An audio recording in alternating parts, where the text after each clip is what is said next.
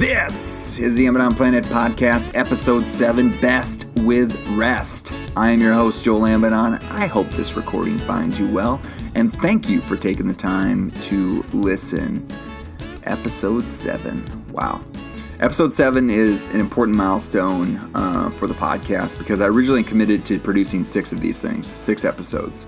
Committed to myself, basically, as a New Year's resolution back at the beginning of 2019, and thinking about what's the purpose, what's the point, why do I want to do it.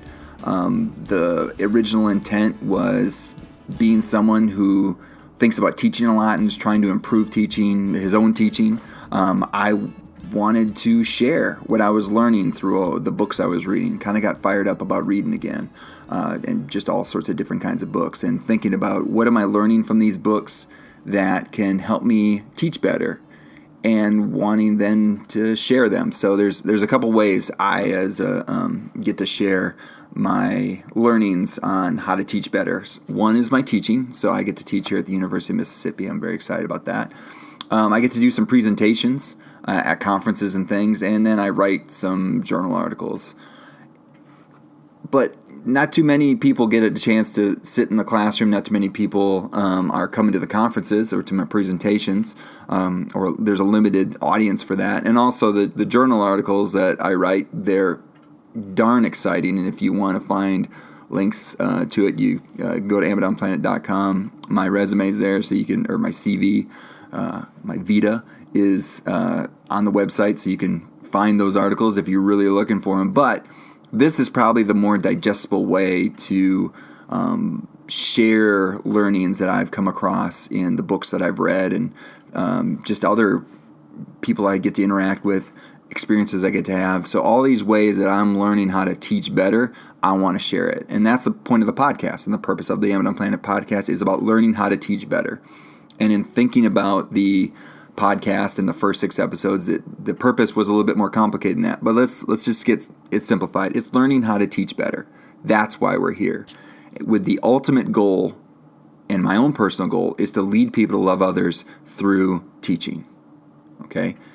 And it's not just for professional educators. Yes, a lot of the content I'm going to come from a teaching angle because I am a teacher. But that doesn't mean that there's not applications for other fields, parenting, whatever. Any time that you're trying to influence someone's relationship with some sort of content, and by content, that could be very loosely to be like the ability to work hard. Like, I'm going to show my son what it means to work hard at something. I'm going to put things into play in order to develop that relationship with what is hard work. That's teaching.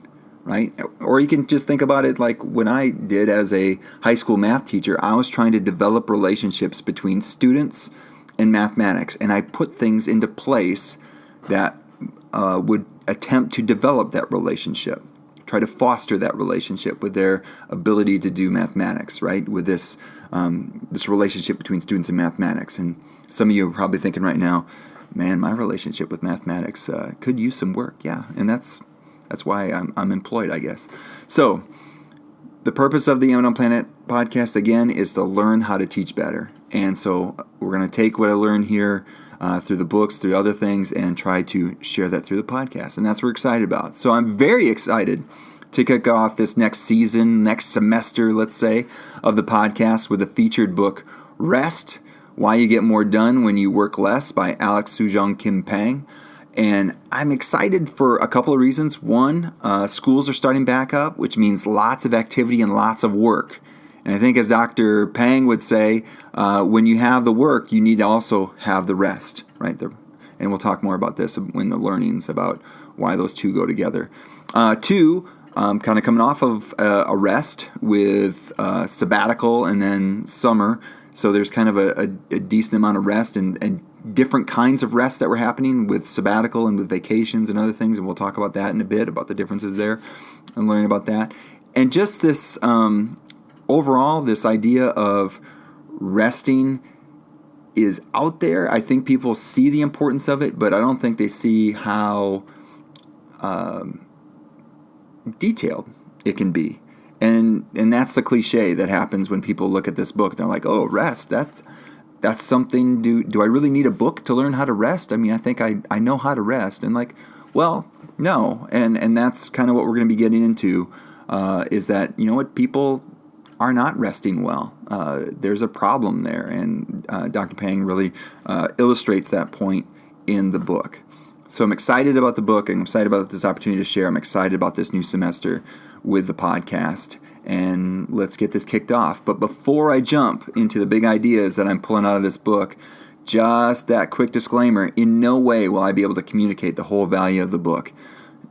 And seriously, no way. Like, I put a picture on Instagram of the book, and I've got Post-its everywhere, and I couldn't put enough Post-its in the book to cover all the highlights I have. So there's lots of value in this book.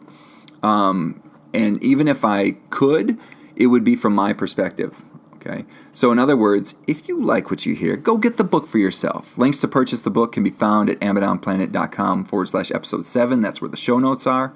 Or seek it out wherever you buy high-quality books like this one. If possible, try to support your local bookseller like Square Books here in Oxford, Mississippi. Love that place. All right. This book is organized into basically 3 sections. The first is like some sort of, what I'd say, a preamble section, which kind of sets the stage for why you need the other 2 sections. So in that first section, the preamble section, I'm calling it, there's a problem of rest and the science of rest. So again, kind of saying what I said before, like there is a problem. People don't know how to rest, and this book will help you figure out how you might rest best. And the science of rest is telling you, well, why do we actually need rest? Like, your brain is doing a lot of work when you're resting well, and there's a need for it. And then also thinking about the kind of work that he's talking about, this sort of creative work, there's a need to have rest, right? There's that partnership that needs to exist between rest and work. And he sets the stage for that. And then again, in part 1, it talks about stimulating creativity, and there's a bunch of ways on you can do that, stimulating creativity that he's discovered through his research. And then part 2 is on sustaining creativity. Again, a list of things that you can do to sustain creativity. And we'll go through that in just a second. But going back to that initial section, the preamble section, there's just a couple things I wanted to talk about. One is this idea of creative breakthroughs, right? So again, this kind of gets into the kind of work he's talking about, this sort of creative work, thinking work, problem-solving sort of work, right, that takes deep concentration, right, in order to come up with a solution. And Graham Wallace in 1926 wrote the book The Art of Thought, and he looked at a bunch of creative breakthroughs, and he kind of developed this 4 kind of stages for coming up with creative breakthroughs, right? And so the 4 stages are preparation, incubation, illumination, and verification. So preparation, incubation, illumination, and verification. And I have an example of that. So you have a problem, right? And so I'm going to go back. I'm going to rewind to my college geometry class where I had problems that were given, right? Proofs, where I was given some, conditions for that problem, and I had some sort of endpoint I need to get to. And this is with any problem, right? You have some sort of initial conditions or constraints, and you have to create a solution that meets some sort of requirements, right? It could be I'm creating a built-in in someone's living room. It has to be a certain height, certain depth, and I have what materials I have available. How am I going to create it under a certain timeline? There's some sort of constraints, whatever. I need to come up with a solution, right? Same thing for going back to my geometry problem. I've got certain things I need to accomplish given my initial conditions, right? So let's say in my initial conditions I have some lines, I've got some maybe some distances or whatnot, and I have to create something that has something to do with parallel lines, right? So preparation would be, for that, could be I'm going to do all I can to look at my text. And just to rewind, just to pull out for a quick second, the reason why I'm talking about this is because one of the greatest teachers I had of all time was Professor Isaacs at the University of Wisconsin-Madison, and this college geometry class. It was so awesome. He came into class, was so excited. It was the first time he was going to be teaching the class, and was so excited to teach the class, and was looking for a textbook that would help him facilitate our relationship with geometry, and he could not find a good textbook. So on the first day of class, he's like, hey, I couldn't find a textbook. Don't worry about buying one. I wrote one myself. Here's chapter 1. And he handed out chapter 1 to everybody. It was amazing. So when you hear about the amount of time I spent on my college geometry class in this example, it's because of Professor Isaacs and his excitement and enthusiasm for the content. It was amazing. Anyway, back to this example. So we have the text, and I'm going to go in and do my preparation, right? I'm going to learn all I can about the line segments, the initial conditions that I have, right? So I'm going to learn as much as I can, seeing all the different theorems and postulates and whatever, dealing with that, my givens. I'm also going to do the same thing for where I have to get to, right? My my end state, right? What I need to prove, okay? The solution I'm shooting for, what conditions it needs to meet. So now I've built these two things up, right? What I have and what I need to get to, almost like two platforms. And if you can see me in my office, I'm creating two platforms with my hands. It's a very good illustration, but you can't see it. And now I'm just trying to, I'm building them up as much as possible. I'm getting them as close as I can, but now there's some sort of bridge that is needed, right, to go from one to the other. And that is where we need the illumination, right? But first, before illumination happens, we need incubation, right? As we've done all the prep we can. We've done as much research as we can. Now we're waiting for that idea to happen to make that connection, okay? And this is what I did to incubate back in my college geometry days. I just sat there. I tried to just grind it out. I would just sit there and stare at my paper, stare at my, if there was a drawing, at my beautifully crafted drawing. I'd try to make that drawing as good, and then I would just stare at it.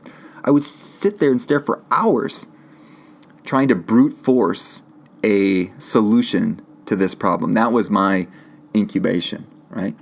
And then eventually, maybe sometimes I would get the answer. Sometimes, I still have my homework from that class because, again, it meant a lot to me. Like, and I would write this on my paper, I have no idea how to get from this to this. And I think you're supposed to draw a line or something, but I have no idea what I'm supposed to do. And I would just hand it in. And Professor Isaacs would write back, hopefully by now you know how to do this. But he's very kind. And I did okay in the class. But anyway, so you have preparation, incubation, illumination. So when the idea strikes, that's what happens. Then verification, you're going to check to make sure that idea is the actual bridge that would go between the two platforms, right? That would actually go from here's what I have and here's what I need. Does this idea actually work? That's verification.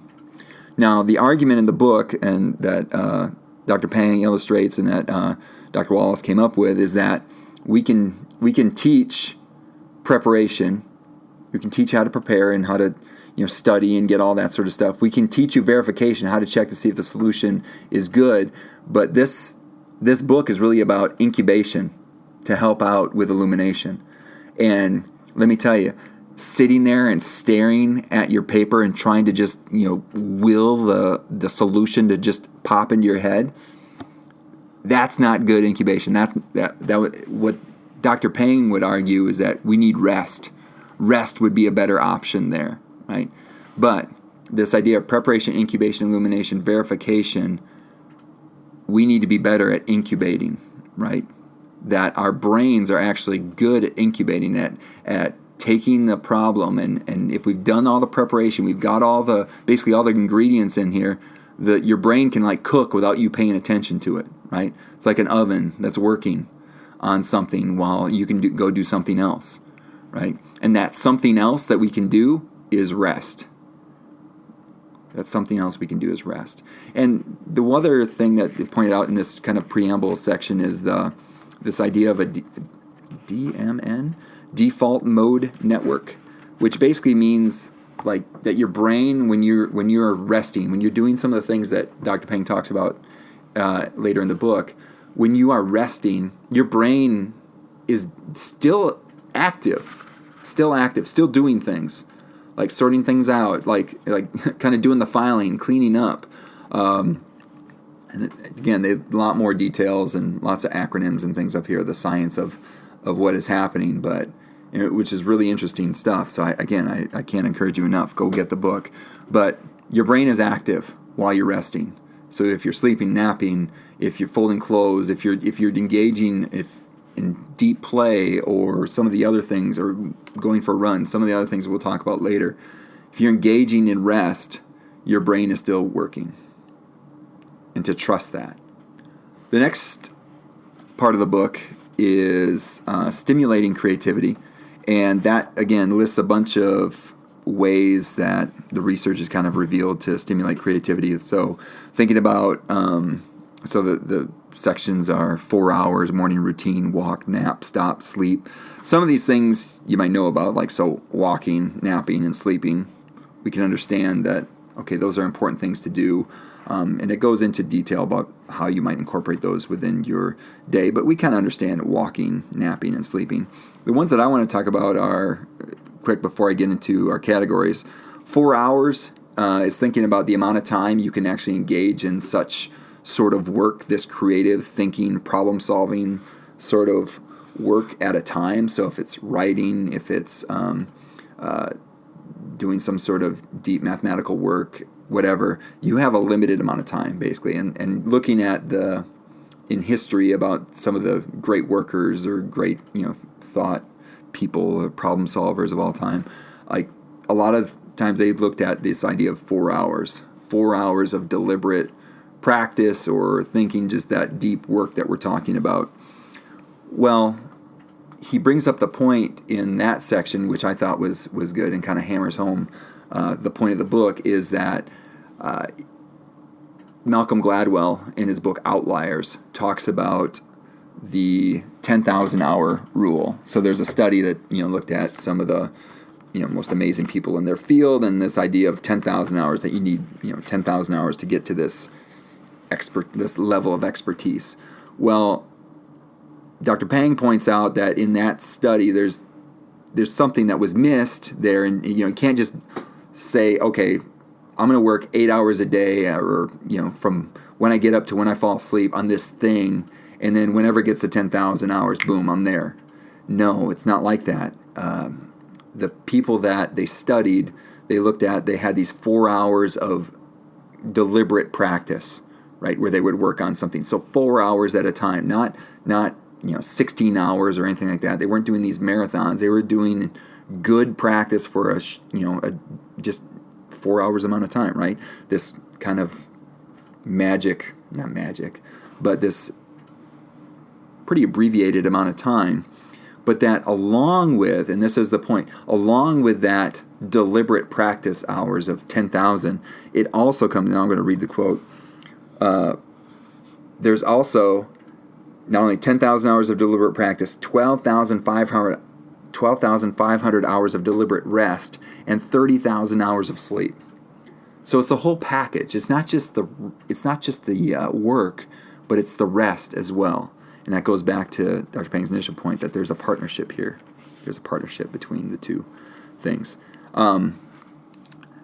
So that's thinking about one of the ways to stimulate creativity is to know that you have a limited amount of time and that to use that well. And we talked about that in, I believe, episode 1 when we brought up Daniel Pink's book, when thinking about when we should do certain types of work and things like that. So to be mindful about when we do work, and this is thinking about, well, if we're going to be mindful about when we do work, we also need to be mindful about when we do rest.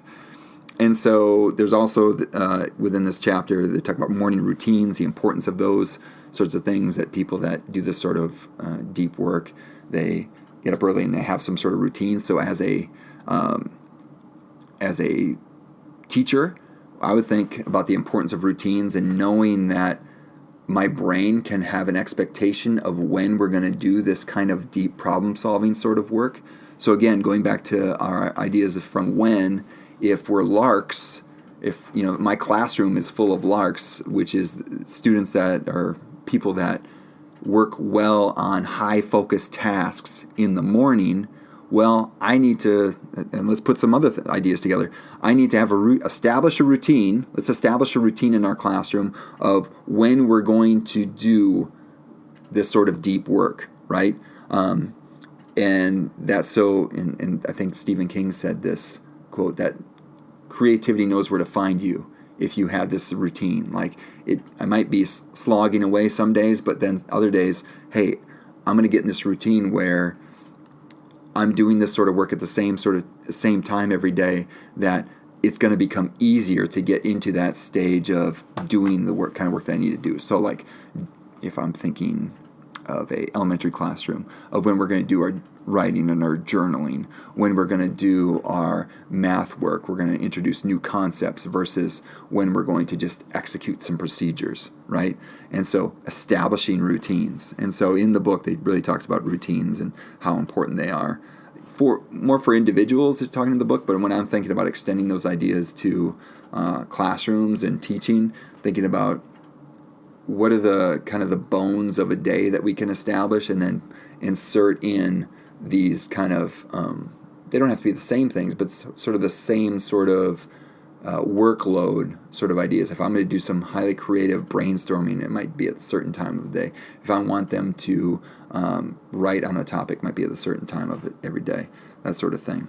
And then another thing on stimulating creativity, it seems weird about stimulating creativity, it's about stopping, right? And basically the quote that Dr. Pang uses to illustrate this point is this idea of, if the going is good, like, stop there and have an identified time where you're going to come back to whatever that thing is that you're working on. That I'm going to use the momentum that I have right now.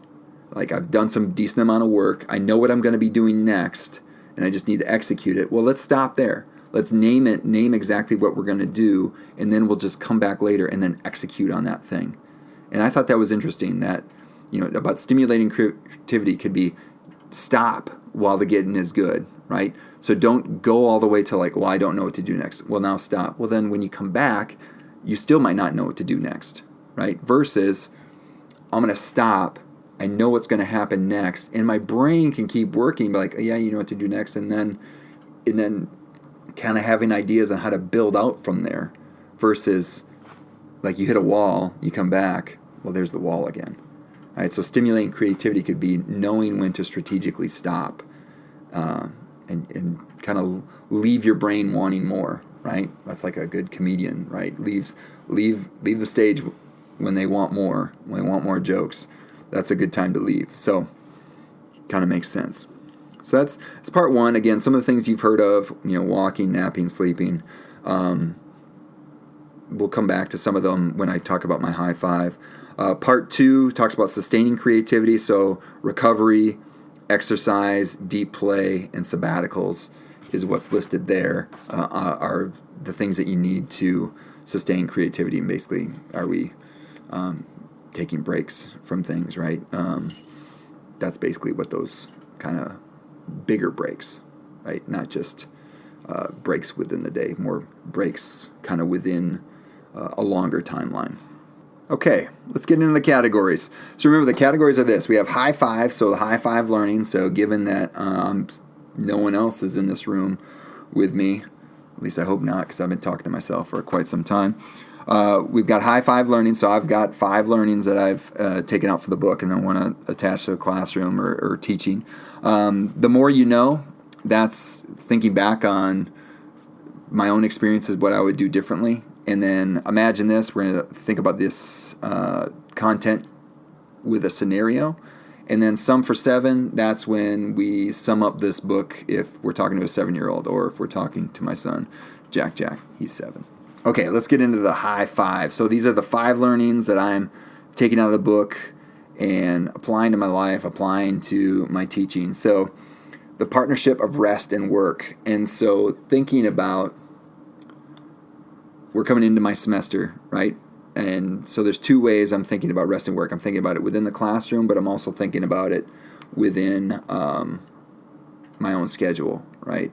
So I'm laying out my syllabus, I'm laying out my class schedules, I'm laying out when I'm doing presentations and things. I'm laying out all these things and when I'm working. But I also, and coming back to this learning of partnership of rest and work, if I'm laying out when I'm doing my work, laying out my class schedule, laying out all those sorts of things, I also need to be laying out when I am going to be doing resting, right? When am I going to do my rest? And what does rest look like specifically? Does it look like when I'm going to be doing some deep play? We'll talk about that later.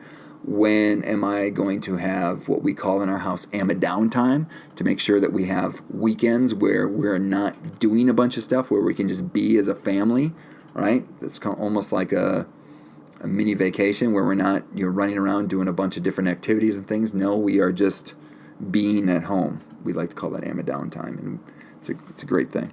Another thing to think about rest and work is thinking about within the classroom, thinking about how am I structuring the assignments to make sure that we're not just grinding all the time, so that there is amount of like, all right, might be working hard on something, but then we're coming down and just taking in content, right? But definitely having a rhythm to the class, thinking about routine, right? And how we can establish kind of a rhythm to our work, right?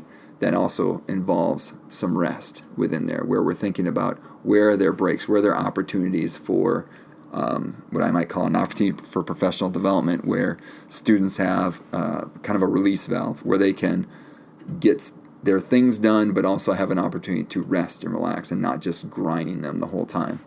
So that partnership of rest and work is really important. The second learning I have is rest is a skill to develop. As my wife would tell you, I think I'm getting better. I was not a good rester. Especially when we'd go on vacation and it'd be like, well, what are we going to do? Right? We got to do some things, and not thinking about how to rest well. And so I think I'm getting better at that, and not fighting how I'm kind of made up. And again, this goes back to some of the learnings from Wen about not fighting my energy from within the day, like knowing the mornings I need to really be protective of the mornings, and that in the afternoons might be a time to do some exercise, do some things, do some restful things that can then fuel me up for some later work or energy that I need to either be present as a parent, or to do some possibly some extra work later, or to coach a team, whatever. So that rest is a skill to develop, and to be listening to listening to my body, listening to what do I need as a person, as a teacher, to be most effective. And then also helping my students be mindful of that as well. And so, like I said before, we talk about staying fit. We talk about developing that ability to take care of yourself in all those different ways. So if it's physically, emotionally, spiritually, whatnot, that we need to be thinking about how do we rest well, right? And getting them tuned into that. And that it is a skill to develop, and to think like, well, I need to figure out, well, what might be something that I do deep play in. Again, we'll talk about deep play in a second. What is something that, some exercise that I can do that can be mindless and that I can get into that might help me sort through some of the problems, give my brain the rest it needs in order to be better when I come back to the work that I need to accomplish. So yeah, rest is a skill to develop. The other thing is movement as rest, which, seems opposite. I mean, I guess not when you think about it for a little bit, because some people think, well, I feel really accomplished when, I just fold a bunch of laundry. And I feel like rejuvenated because, like, okay, the laundry's done, I have a cleaner house, whatever.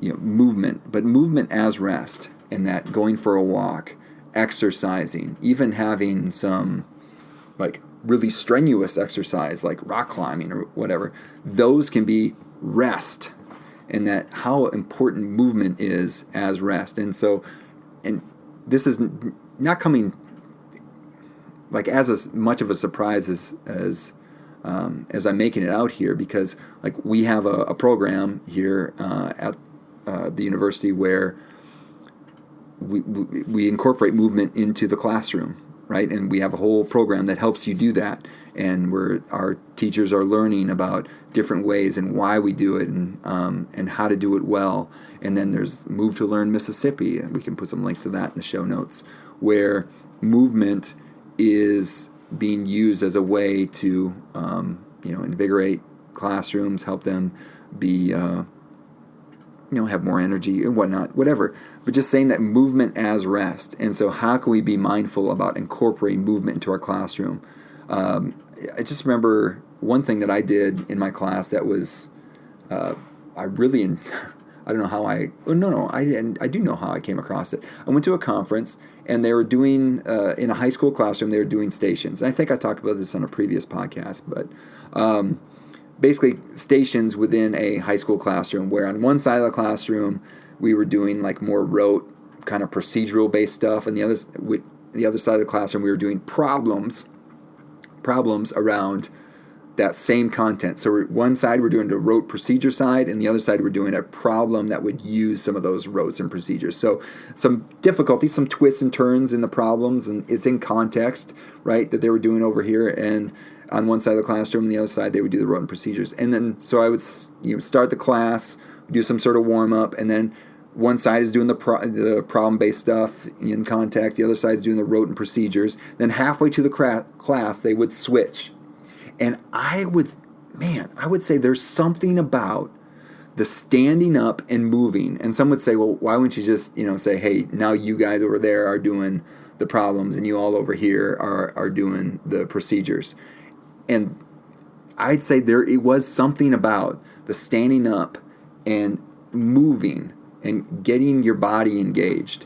And so there is something about not just sitting and grinding for a 45-minute class period, because now you think after the warm-up, and there's going to be a closer. So if I had like a 45-minute class, it's like the warm-up and closer, maybe that took 5 to 10 minutes, right? So now we're down to 35 minutes. And then you think the movement back and forth might take 5 minutes to set up and reset, both sides. So now 35. Now we're at 30. So now I'm talking about high schoolers for 15 minutes focusing on problems, and then for 15 minutes focusing on procedures, right? And then doing the switch.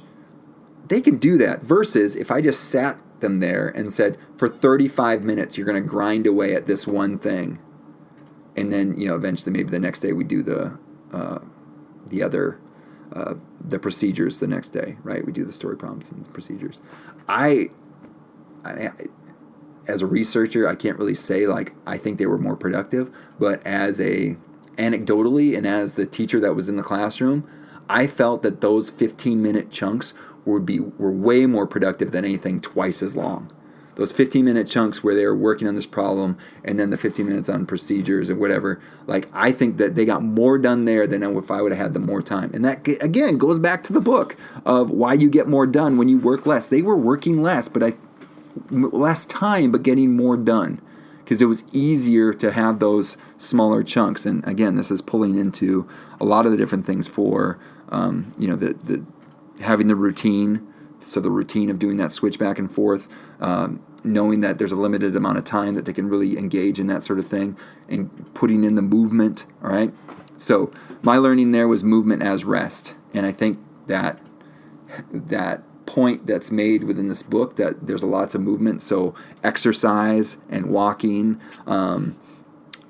deep play, most of those are incorporating some sort of movement, and that you can have movement as rest is a way okay, I'm going to stand up and go take a walk, and that's going to be my rest. Or I'm going to go run, or I'm going to go do some jujitsu, or I'm going to go rock climbing, whatever. That movement can be rest. My fourth learning is the importance of deep play.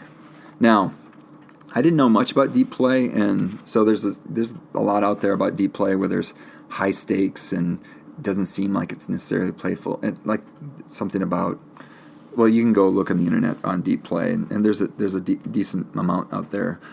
Clifford Geertz has some things, Geertz.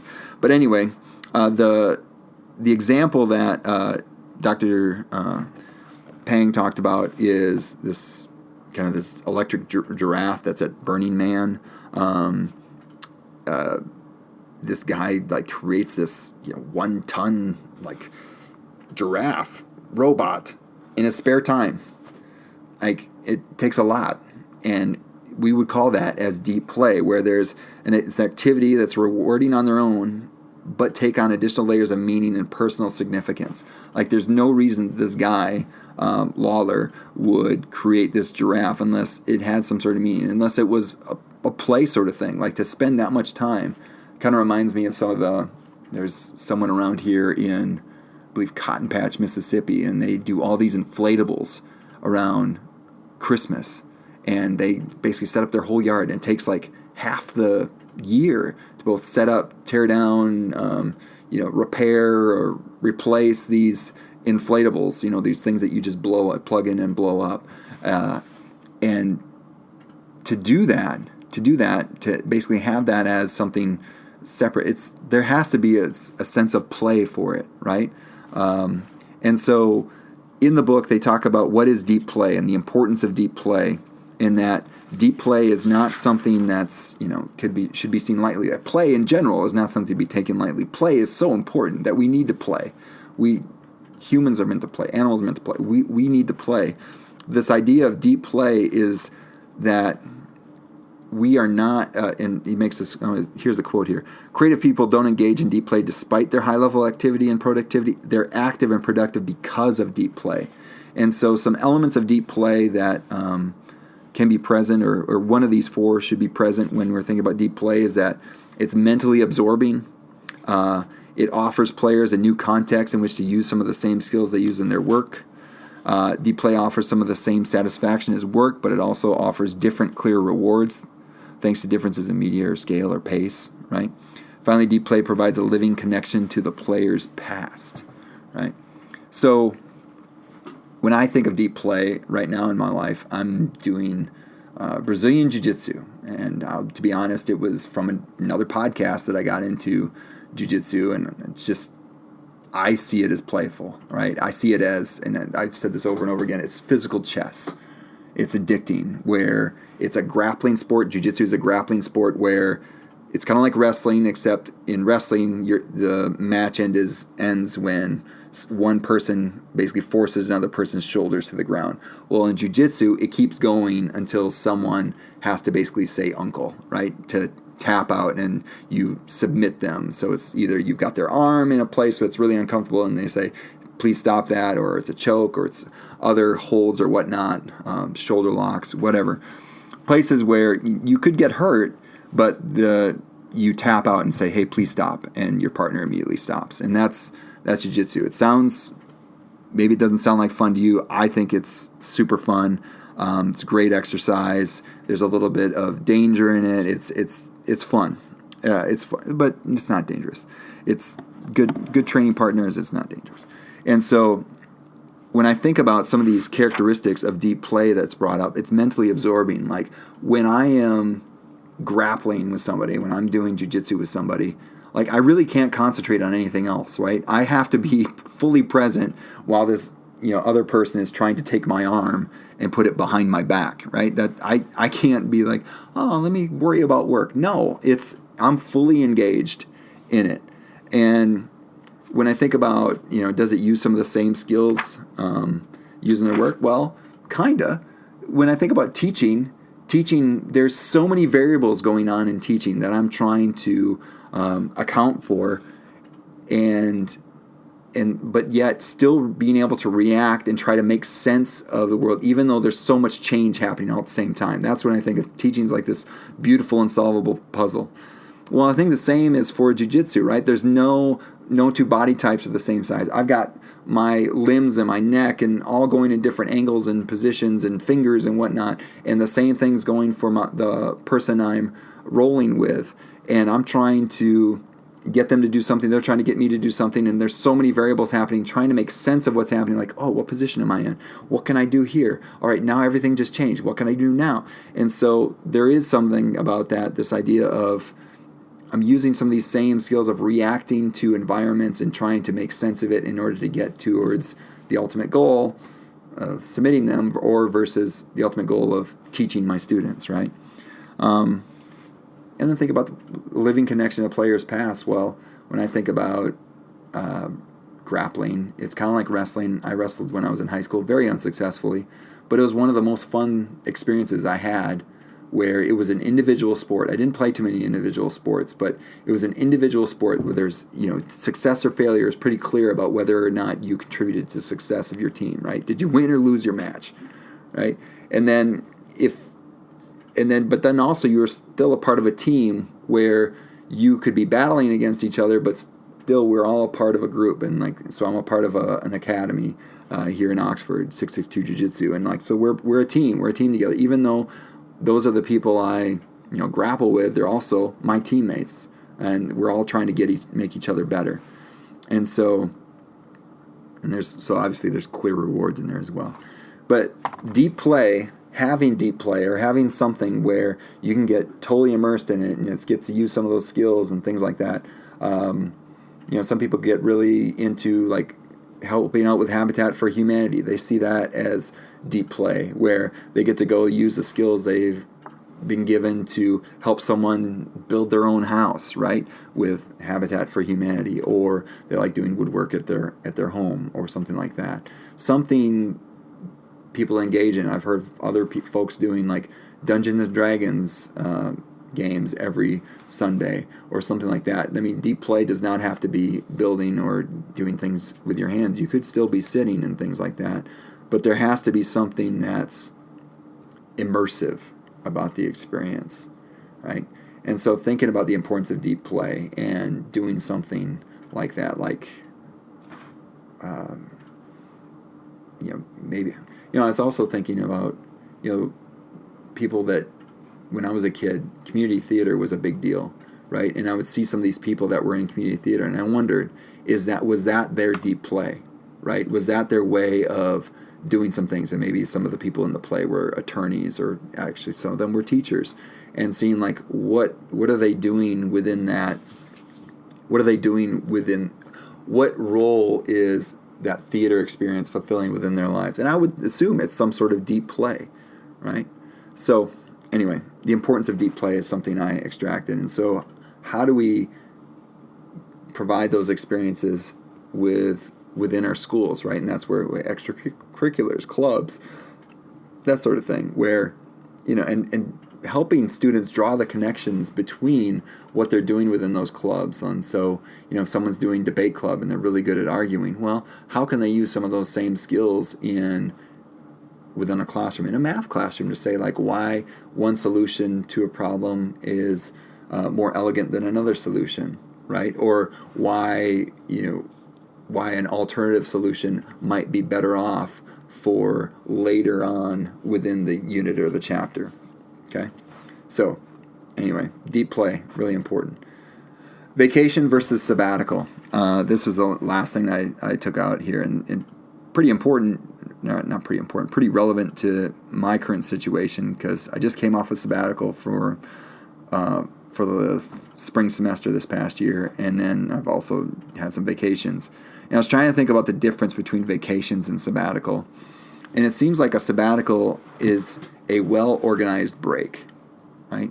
It's a well-organized break where you have specific things you're going to be doing. So for my sabbatical, I had to say, hey, here's what I'm going to do. I'm going to work with this organization, the 410 Bridge, on some of their education initiatives. I'm going to be going to Haiti and Guatemala and doing some working with local communities and thinking about how can community leadership help support the schools, and what can 410 Bridge do to help support their work with schools and whatnot. And it was organized, right? I knew what I was going to be doing, different sort of work than what I'm doing, but still using the expertise I have to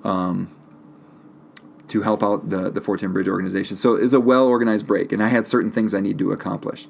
Versus a vacation, it's just a break, right? A break to get away, disconnect. And yes, there was some elements of disconnecting with sabbatical, which were important, but then vacation is completely different. So we went on this epic vacation. We drove out to Seattle and back.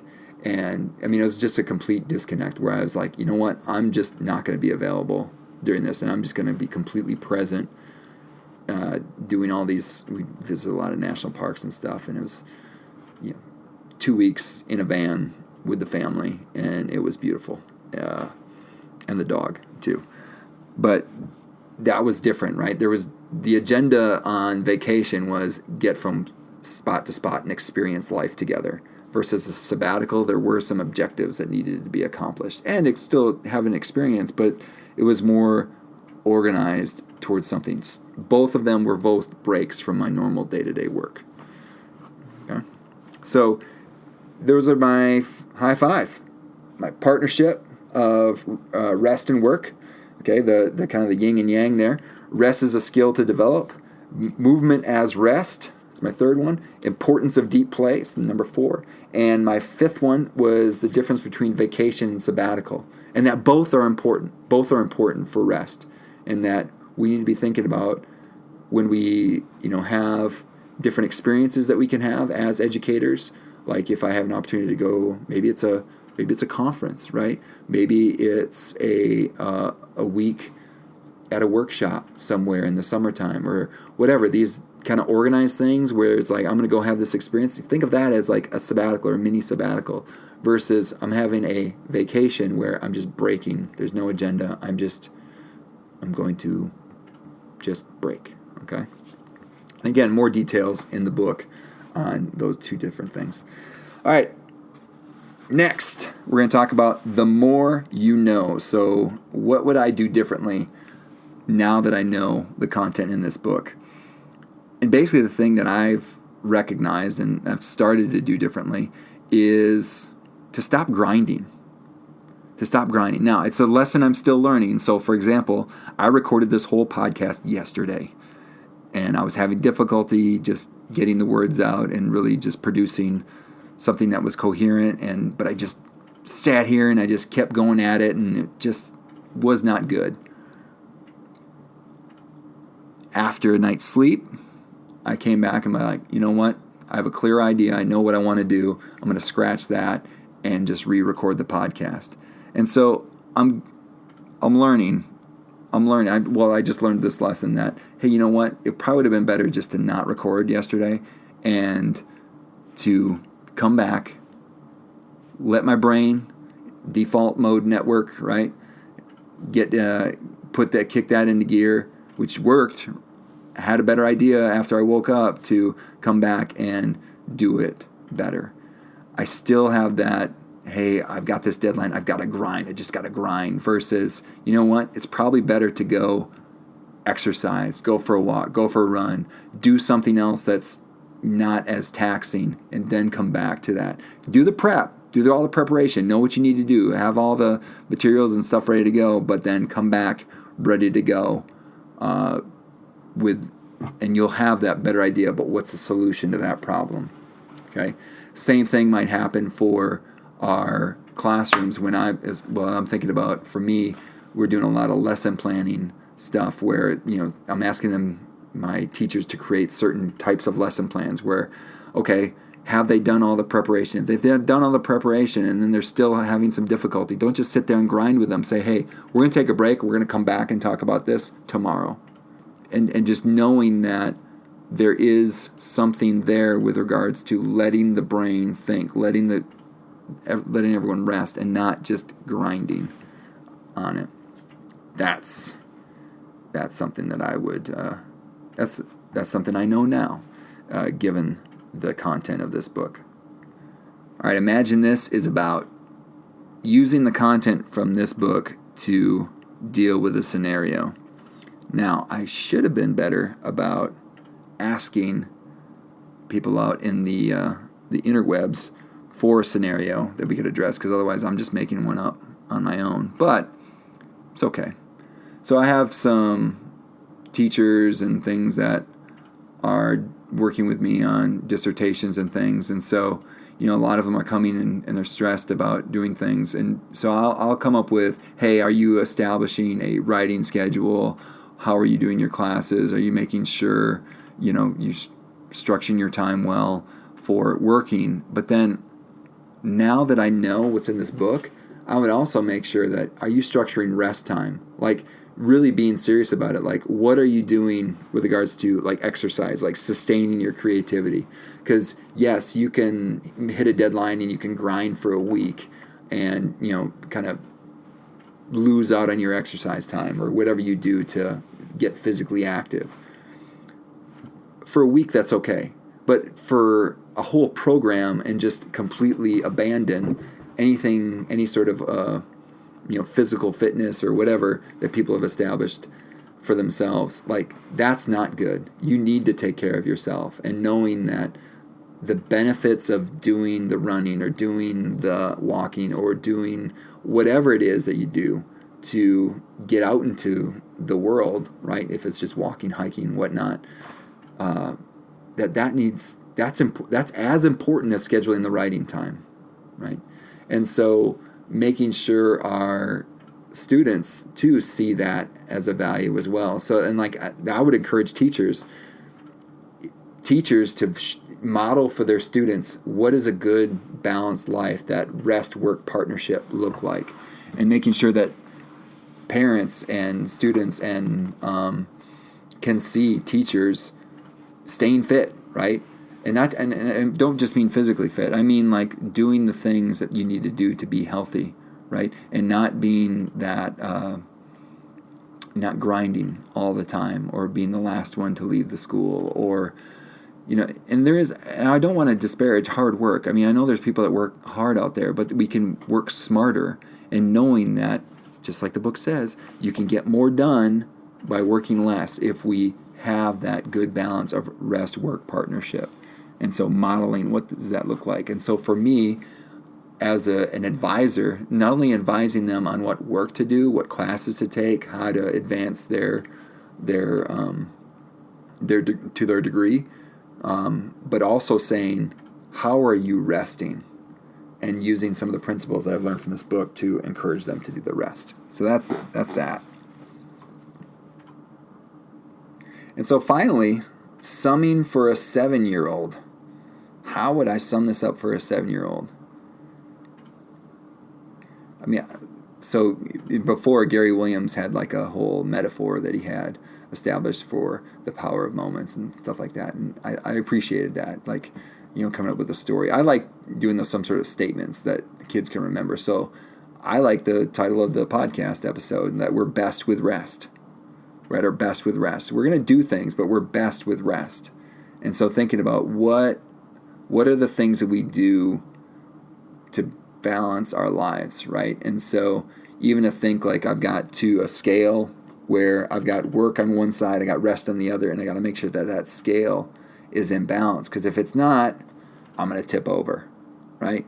And so if it's, holding 2 weights, 2 cans, whatever, that could be something that could illustrate that for a 7-year-old. But I think just the statement, the 3-word statement, we're best with rest. We're best with rest. So yeah, I think we're done. That's it. That's all I have for episode 7 of the Amazon Planet podcast. And as you can hear, this episode has me talking about myself an awful lot. But now it is time for you, the listener, to engage. And so you're already listening. That's one way. And so here are a few ways I invite you to not only engage, but support the podcast. So you can subscribe to the podcast in your preferred podcast provider. That could be iTunes, Stitcher, Google Play. You can also follow the podcast on Spotify. I know there's also Overcast is out there. You can share the podcast. Maybe you heard something that someone else needs to hear, so go ahead and hit that share button. Rate and or review the podcast through iTunes or your preferred podcast provider, anywhere that provides an opportunity to either rate or review.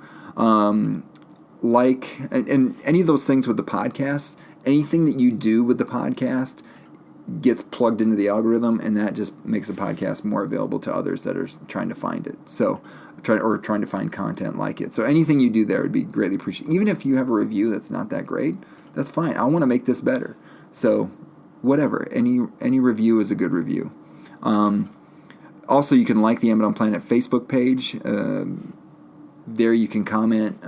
That's probably a really good way to comment or ask questions with regards to the podcast, because there'll be a feed or a post for every podcast episode. So if you want to go find one and ask a question or comment, I get notified and can engage in a conversation there. You can also subscribe to the Abaddon Planet email list, and the easy way to do that is through the Facebook page. There's a little subscribe button that'll hook you up to the email list. But also on AbaddonPlanet.com, there's a little subscribe button just down the page a little bit. Subscribe to the Abaddon Planet email list. Hit that subscribe button and it'll feed you there. So the email list is a great way to not only get updates on what podcast episodes are coming out, but also a good way to directly communicate with me. That's another way, is just responding to those any posts I send out through the email list. Also, we passed a milestone, and whenever in podcast downloads, and whenever we do that, I want to do a little celebration. And so there might be a little caffeine-related celebration piece that comes out in an email in the very near future. So you're going to want to subscribe to that Abaddon Planet email list. There'll be some opportunities for some good stuff there. Anyway, you can also reach me through social media, Instagram, Twitter, Facebook, all at the handle at Abaddon Planet. Even Instagram, I believe, is at Abaddon Planet. We're looking for questions or comments there as well.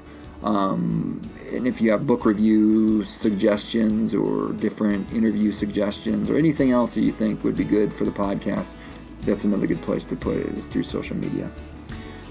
Thank you again for taking the time to listen to episode 7 of the Abaddon Planet podcast. Special thanks to Matt Mifflin for the music in this episode. And finally, thank you to all of you out there who are seeking to teach better and be the good in the world by investing in the lives of others. This world is a better place because you have decided to use the gifts you have been given to serve others. Thank you for all that you do. Peace.